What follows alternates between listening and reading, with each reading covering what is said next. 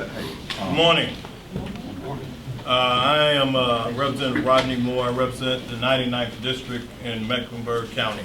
We are here today as African American legislators from both the House and the Senate, the Upper House and the People's House, to I always have to mess with my good friend Senator Ford, to talk about our support of educational and parental choice across the board in North Carolina. And so what I want to do to start off, I want to give a brief statement, and then I'll have speakers. We'll have Representative Ed Haynes come, followed by Senator Erica Smith Ingram. Where is Erica?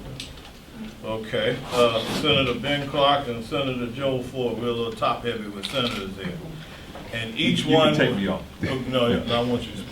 And each one, in that order, each one will have 3 minutes.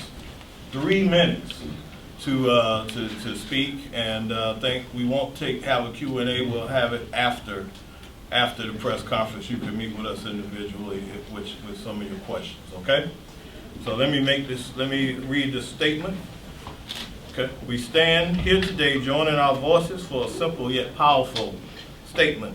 We are here to extend our support for educational options for all North Carolina families and students. We stand today to be a voice for the voiceless.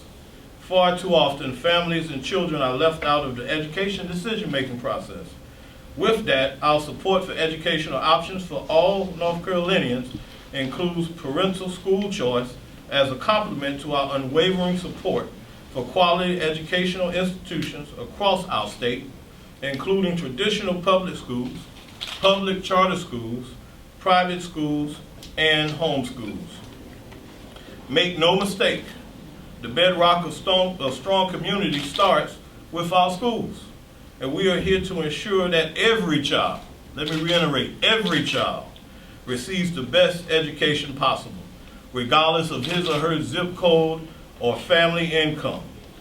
As supporters of education, we stand for North Carolina's 1.5 million students enrolled in public schools and the approximately 100,000 public school teachers who serve to educate those students every day across our state. We must do more for our public schools, and we stand committed to do just that. As supporters of education, we stand for North Carolina's public charter schools, especially those with the mission of providing educational programs aimed at serving socioeconomically disadvantaged students across our state, where we see more growth for these kinds of public schools in the 40 counties that still don't have them.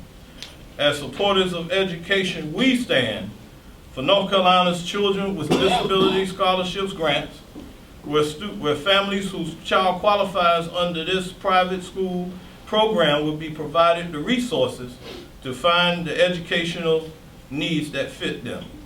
As supporters of education, we stand for North Carolina's Opportunity Scholarship Program, which is providing educational options to nearly 6,000 low-income families.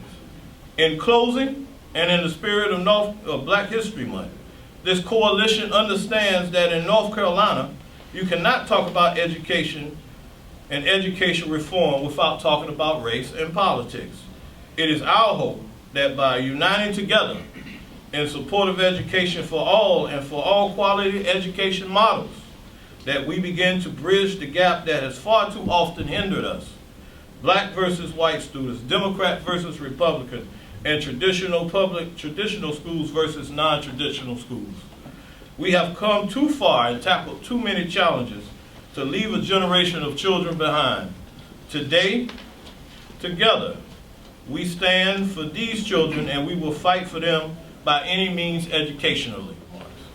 But so there you have it. We have come together as a coalition of African American legislators to say that we support all educational options for all children in this state, whether it be charter, private school, through the Opportunity Scholarships, traditional public schools. We want every child in North Carolina to succeed.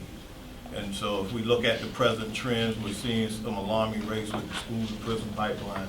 and some other things. So it's an incumbent upon us to do everything that we can do in our power as legislators to turn that trend around.